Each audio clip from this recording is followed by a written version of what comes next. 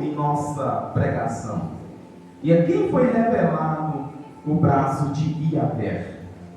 Ele cresceu diante dele como um broto tenro e como uma raiz saída de uma terra árida e estéril. Ele não aparentava qualquer formosura ou majestade que pudesse atrair os seres humanos. Nada havia em seu aspecto físico pelo que pudesse ser cativados. Pelo contrário, foi desprezado, rejeitado pelos homens, viveu como homem de dores, experienciou todo o sofrimento, caminhou como alguém de quem os seus semelhantes escondem o rosto, foi menosprezado, e nós não demos às suas pessoas importância alguma. E no entanto, suas dores eram nossas próprias enfermidades, que ele carregava em seu ser. E sobre o seu corpo levou todas as nossas doenças. Contudo, nós o julgamos culpado e castigado por Deus, pela mão de Deus ferido e torturado. Mas, de fato, ele foi transpassado por causa das nossas próprias culpas e transgressões. Foi esmagado por conta da nossa iniquidade. E o castigo que nos propiciou a paz caiu todo sobre ele. E mediante as suas feridas fomos nós curados. E, em verdade, todos nós, tal como ovelhas perdidas, andamos errantes. Cada ser humano tomou o seu próprio caminho, e Yahvé fez cair sobre ele a iniquidade de todos nós. Ele foi maltratado e humilhado, torturado, contudo não abriu a sua boca. Agiu como um cordeiro levado ao matadouro, como uma ovelha que permanece muda na presença dos seus tosqueadores. Ele não expressou nenhuma palavra, e por intermédio de julgamento tirano ele foi preso. E quem pode falar dos seus descendentes? Pois ele foi ceifado da terra dos viventes por causa dos erros do meu povo. Ele foi golpeado, deram-lhe uma sepultura com os ímpios, e ele ficou como rico na sua morte, embora jamais tivesse cometido injustiça, nem houvesse qualquer engano ou inverdade em sua boca. Contudo, foi no propósito de Yahvé torturá-lo e fazê-lo passar por toda dor. Embora o Senhor o tenha feito com oferta pelo pecado da humanidade, ele verá a sua posteridade, prolongará os seus dias para sempre, e a vontade de Yahvé prosperará em suas mãos. Logo depois do sofrimento, ele contemplará o resultado da sua obra, o empenho da sua alma, e ficará satisfeito mediante a sua sabedoria. Ó meu servo, o justo justificará muitos e tomará sobre si mesmo as más obras dos seres humanos. Por este motivo, eu lhe darei uma porção generosa entre os grandes.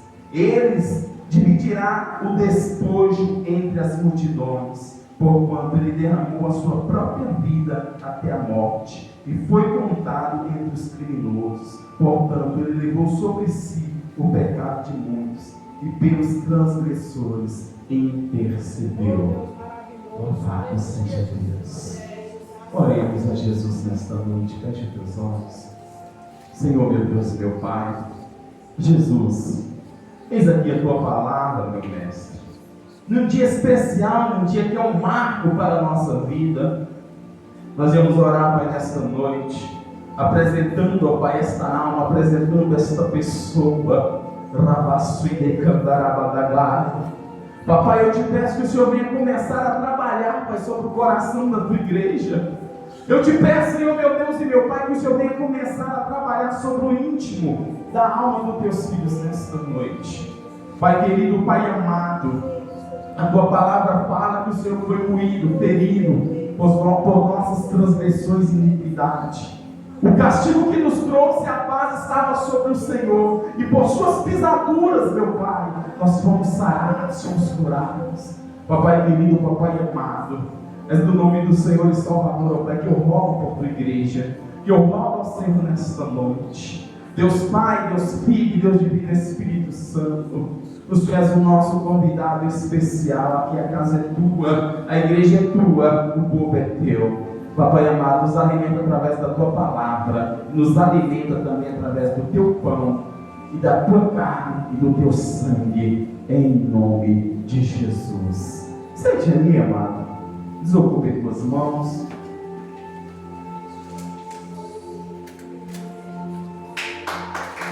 Aleluia.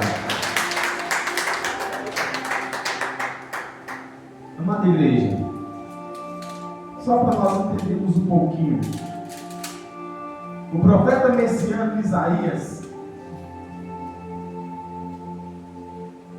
já aproximadamente 2000 anos atrás, antes de Cristo passar sobre a terra, ele já profetizava acerca da vinda do Filho de Deus.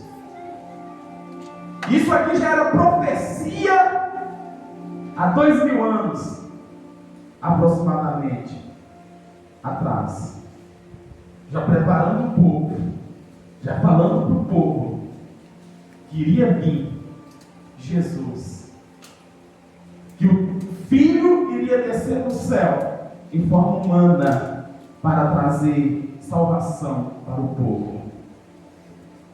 E eu imagino alguns ouvindo Isaías ministrando desta forma e falando: esse homem é doido, esse homem é louco. Este homem não entende nada, mas o que Isaías falava já era uma revelação dada por Deus para preparar aquela nação, para preparar aquele povo para a vinda de Jesus. E algo que o profeta fala é algo que cumpre. Aqui no Novo Testamento, amados, vemos que Jesus, veio no ventre de uma mulher com o nome Maria, foi escolhida, agraciada por Deus para trazer o menino Jesus até a terra. Nosso Deus achou graça naquela mulher, porque era uma mulher de santidade, uma mulher pura. E ela foi escolhida para trazer Jesus à terra, para haver salvação e libertação, para haver livre-arbítrio entre o homem e Deus. E Jesus, ele cresce. Jesus, com poucos anos de idade, ele estava dentro do templo, ensinando os doutores da lei, ensinando homens que eram estudados, letrados dentro da lei. Ele ensinava. Eu imagino um povo ali dentro daquele templo sem entender: mas que menino é esse? Da onde saiu essa criança? Você já viu uma criança que se destaca na escola devido à sua inteligência, devido ao seu estudo? Eu imagino aqueles homens sem entender: da onde saiu essa criança?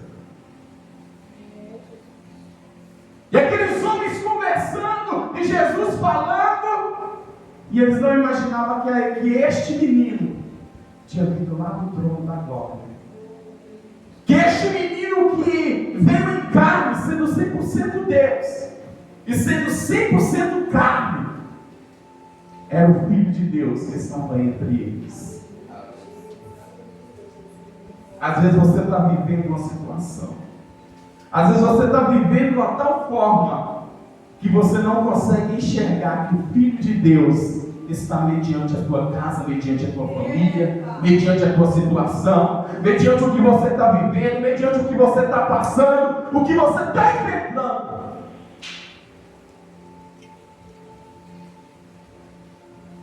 Há momentos nas nossas vidas que nós ficamos cegos, achando que sabemos muito, achando que já somos capazes, achando que nós já temos o entendimento preciso. Mas Jesus sempre está nos mostrando que quando nós pensamos que sabemos, não sabemos nada. Que quando que pensamos que somos estudados, que temos um conhecimento, nós não conhecemos ainda nada. Assim Jesus fez com aqueles doutores da lei lá no templo. E Jesus cresce pregando a palavra, cresce pregando o evangelho. E a própria palavra do Senhor fala nos evangelhos, em Mateus, em Marcos, em Lucas e em João, que Jesus, onde ele passava, ele arrastava uma massa humana imensa. Aonde Jesus passava, o milagre ele acontecia. Aonde Jesus passava, algo acontecia. Certa feita, para Jesus resgatar um homem publicano, por nome Levi, ele passa e esse homem está na alfândega. Ele somente passa, dá uma virada de rosto para trás e fala: Levi, segue-me. E ele para tudo que ele estava fazendo naquele momento e passa a seguir e acompanhar Jesus. Às vezes nós não conseguimos compreender o tamanho do poder do Deus que nós servimos. O tamanho do poder do Deus que nós rendemos a nossa fé. Louvado e glorificado és o nome santo do Senhor. A palavra do Senhor fala lá no livro de Isaías: eis que o menino nasceu e o filho vos deu. Nasce o menino, mas o filho ele é entregue pelo Pai lá dos céus. O filho ele é entregue pelo Papai lá dos céus, por amor à minha e à tua alma nesta noite. Para nós entendermos, amados, um pouquinho da história de Jesus, por destacar tanto na terra, o povo começa a persegui-lo. Você já viu alguém que destaca espiritualmente? Ele vai ter uma perseguição. Alguém que destaca no trabalho, ele vai ser perseguido. Toda árvore que dá fruto, ela vai ser apedrejada, ela vai ser perseguida. Toda pessoa que dá fruto diante da obra de Deus, ele vai passar um momento de dor. Toda pessoa que luta para ter uma comunhão com Jesus, ele vai ser perseguido, e a perseguição vai ser dobrada. Aí você me pergunta: mas por quê, pastor? Eu faço tudo, eu amo meu irmão, amo meu próximo, cuido, sou fiel, dou cesta básica, cuido do pobre, do necessitado, e mesmo assim as pessoas me perseguem. Tem uma novidade de Deus para você nesta noite. Se alegra com a perseguição na tua vida. Se alegra com o levante sobre a tua vida. Se alegra com a perseguição. Simboliza que você está incomodando Satanás. Simboliza que você está incomodando aquele que tem ódio da tua alma, aquele que quer arrancar a tua alma. Você está incomodando e dando toda a honra ao Rei dos Reis e ao Senhor dos Senhores. A palavra do Senhor nos fala que começam a armar ciladas para tentar prender a Jesus. Começam a arquitetar planos para forjar uma casinha para o nosso mestre. Quantas vezes aqueles doutores da lei chegam até Jesus querendo que ele julgasse uma causa para ele ir contra a lei? Quantas vezes o povo ali agia de uma maneira a tentar fazer Jesus fazer algo errado, agir de uma maneira errada fora da lei, para ele ser preso ou condenado. Mas sempre aquele povo tomava uma, sempre aqueles homens tomavam uma, porque já era revelado Jesus. E quando eles viam com suas armadilhas, Jesus já tinha uma resposta ao contrário para eles. Eles já ficavam sem atitude, sem reação. Por quê? O Filho de Deus. E a palavra do Senhor nos fala, amados, que aproximando-se o dia, aproximando-se a hora, a palavra nos conta, à luz da Bíblia, lá no livro de Marcos, no capítulo 14, versículo 32, que Jesus convoca os seus discípulos para ir com ele orar no Getsemane. Vem comigo orar. A fama de Jesus já percorria em todos os cantos. Todos já ouviam. Jesus curou um homem cego. Jesus ressuscitou um homem morto há 4 dias. E Jesus era falado. Jesus ele tinha um segredo que quando ele curava alguém, ele vai. Vai filho. Não peques mais. Vai filho, não conte para ninguém. Mas você já viu quando você fala algo assim, não conte a ninguém, parece que o negócio espalha? E assim espalhava. Jesus curou mais um homem. Jesus ressuscitou um homem. O paralítico volta a andar.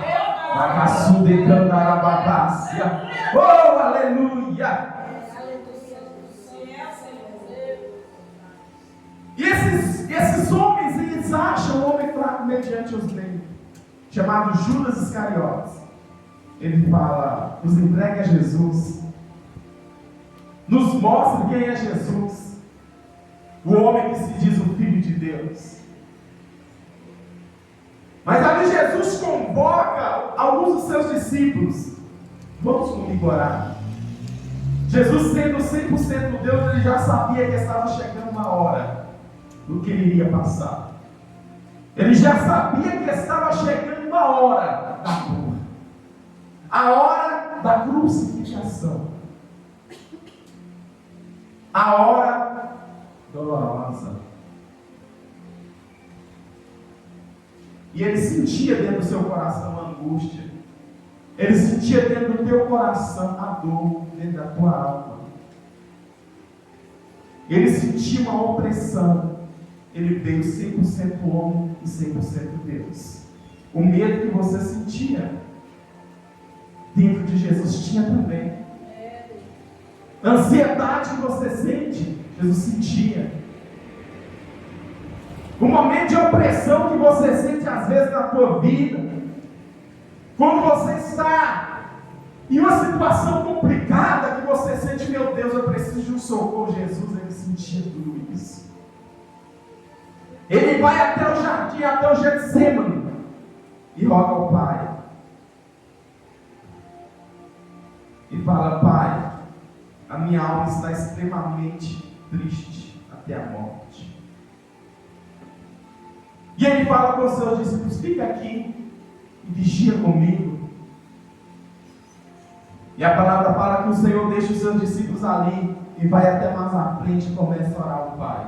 E fala, Pai, se for possível, passe de mim este cálice. Afasta de mim este cálice, Pai. Eu imagino, mas nessa oração de Jesus, a parte homem dele, mediante a fraqueza orando ao Pai. Mas há uma vírgula aqui, não há um ponto final. Eu imagino ele respirando. E quando ele respira, a parte de Deus responde. Mas não seja como eu desejo, mas sim o que o Senhor quiser.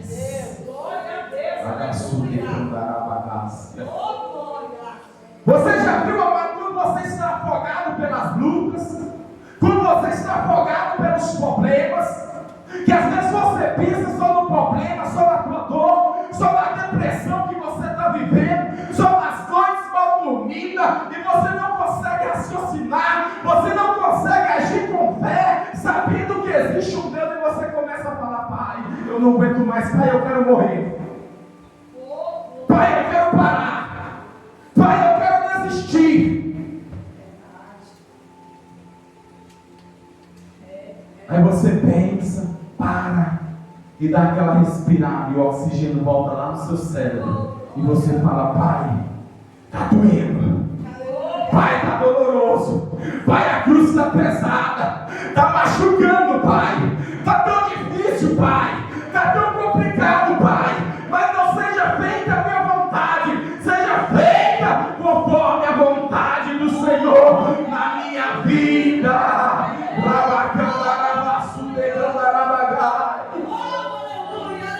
Aleluia. No mundo tereis aflições, mas tende bom ânimo. Tende bom ânimo. Jesus, ele venceu o mundo.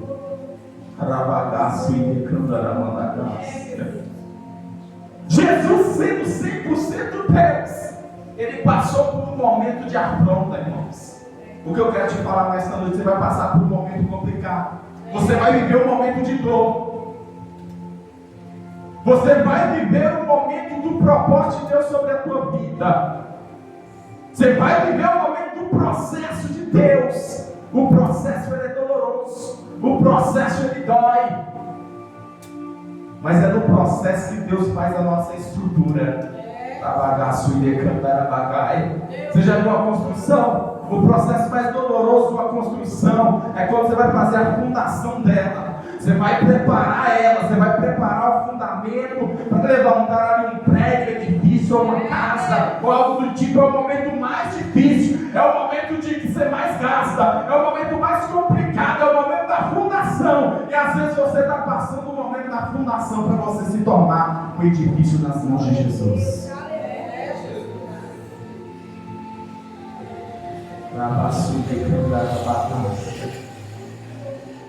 E a palavra do Senhor fala que Jesus volta aos seus discípulos. E quando ele chega lá, ele encontra o quê?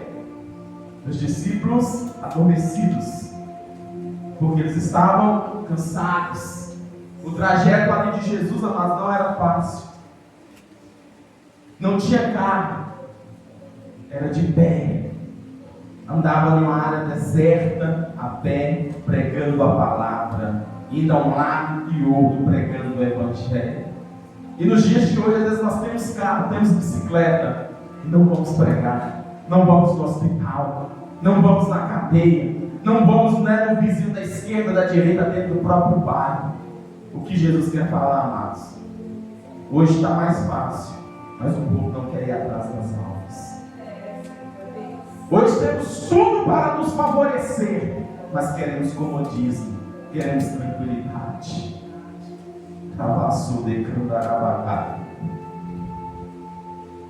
E a palavra fala que Jesus outra vez volta naquele local que ele foi orar. Lá ele ora ao Pai novamente. E Jesus, ele começa a transpirar o que? Gotas de sangue. Eu imagino Jesus orando ao Pai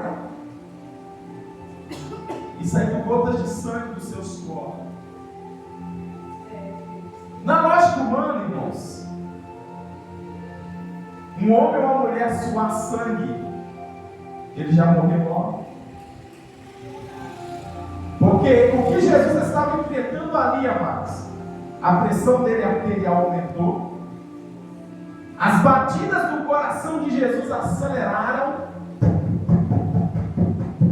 porque a parte de Deus dele já revelava a atrocidade que ele iria passar.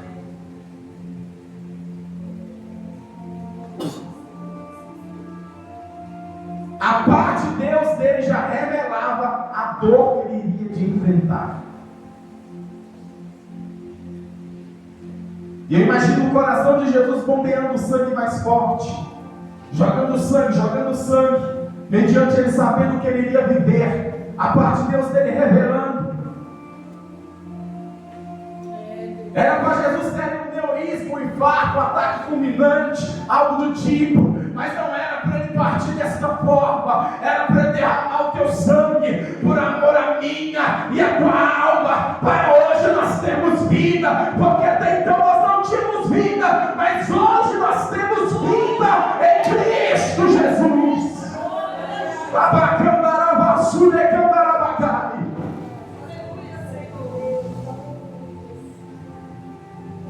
Mas o que o corpo de Jesus entende? Ele não pode morrer. Ele não pode ter um AVC. Ele não pode ter um neurisma. Ele não pode ter um infarto. Aí o sangue ele começa a sair pelo onde? Pelos poros. O sangue começa a sair. O sangue começa a sair. E a palavra fala que quando Jesus ele desce dali, quando ele chega embaixo, ele topa novamente com seus discípulos. E os discípulos adormecidos novamente, ele fala: na verdade, o espírito ele está pronto, mas a carne ela é fraca. O nosso espírito ele está preparado constantemente. O nosso espírito em constância ele quer Jesus, mas a nossa carne ela é fraca. Se você alimentar a tua carne, ela vai se tornar mais forte para te jogar lá no mundo. Mas se você alimentar o teu espírito, você vai se tornar uma tocha humana na presença de Jesus. Se você crucificar a tua carne, você vai virar uma tocha humana. Como? Pastor, eu quero crucificar a minha carne. Negando tudo o que tua carne tem vontade. Consagrando, jejuando, pagando o preço. Quando você se consagra, você faz Jesus, sua carne tem vontade de se alimentar. Seu corpo tem vontade de beber água, tomar café, comer um pão. Mas você está o quê? Você está ofertando o teu jejum. Você está crucificando a tua carne para o teu espírito tornar-se sensível a Jesus. E quando você faz isso, você se torna sensível a ouvir a voz de Deus, sabia? Você tem uma sensibilidade para entender Jesus falando com você. Jesus fala assim: filho, tira isso da sua vida, para de fazer isso. Você, como um filho obediente, você pega e fala: agora, Jesus, você não sente dor para tirar o que Jesus manda, porque o teu espírito ele está forte. Mas se tua carne estiver forte e Jesus falar: ó, tira isso da tua vida, não faz mais isso, se consagra nisso, você vai falar: ah, meu Deus, isso eu não quero fazer, isso eu não quero tirar, isso eu não posso parar. Mas quando o teu espírito está forte, quando você alimenta o teu espírito, você fala: meu Pai, é para agora, é para a tua glória, é para a tua honra, é para o teu louvor, aleluia. Agora Jesus com palmas.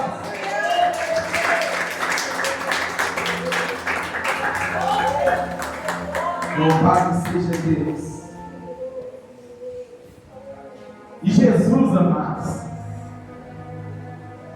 ele desce dali: papai, seja feita a tua vontade na minha vida. Você já parou para pensar isso? Tudo está difícil na sua vida. Às vezes você está perdendo isso, você está perdendo emprego. A tua esposa não está cooperando com você. O teu esposo não está cooperando, não quer servir Jesus. O teu filho está te dando dor de cabeça. E você fala: pai, que não seja feito conforme a minha vontade, mas que seja feita a tua. Age, Deus, na vida do meu esposo. Age, Deus, na vida da minha filha, na vida da minha esposa. Rapacai. Simboliza que você ama mais a Deus. Simboliza que você adora mais a Deus. E rejeita o próprio mundo. Oh, glória! Aleluia! Isso é um ato de fé, irmãos. Oh, glória! Você fala: você não quer servir, não? Fala com Deus: você não quer adorar Jesus, não? Eu vou. E ele chega na tua casa e fala: você não vai na igreja hoje. E ele chega até você e fala: você não vai hoje. E você fala: mesmo assim eu continuo adorando a Deus. Mesmo assim eu continuo servindo. A esposa às vezes não quer servir a Jesus. A esposa às vezes não quer estar de Jesus. Mas mesmo assim você pega e fala: eu vou seguir. Eu vou servir a Jesus.